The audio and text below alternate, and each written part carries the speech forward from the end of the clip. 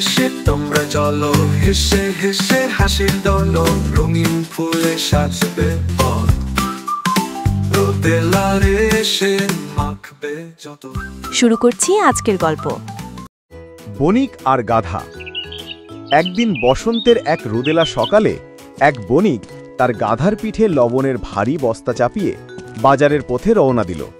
বণিক হাঁটছে আর গাধাটিও ধীরে ধীরে এগোচ্ছে। পথে একটি নদী পড়ল। নদী পার হতে গিয়ে হঠাৎ গাধাটি পিছলে গিয়ে জলে পড়ে গেল।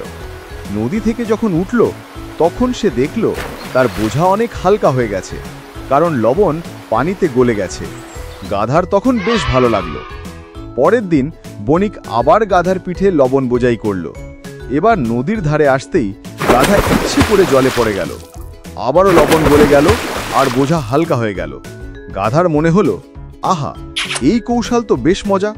কিন্তু বণিক এবার তার চালাকি বুঝে ফেলল। সে গাধাকে শিক্ষা দিতে চাইল।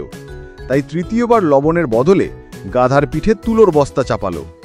গাধা আবার নদীতে ঝাঁপ দিল, কিন্তু এবার ঘটল উল্টো ঘটনা। তুলো জলে ভিজে ফুলে ফুলে আগের চেয়ে অনেক ভারী হয়ে গেল। গাধা হাঁপাতে হাঁপাতে নদী থেকে উঠল। বণিক হেসে বলল, বোকা গাধা, সব সময় চালাকি করতে যেও না। মানুষকে বারবার বোকা বানানো যায় না। নৈতিক শিক্ষা: অতিরিক্ত বুদ্ধি খাটালে সব সময় লাভ হয় না, কখনো কখনো উল্টো ক্ষতিই ডেকে আনে। লাইক দাও, কমেন্ট করো, শেয়ার করো, সাবস্ক্রাইব করো।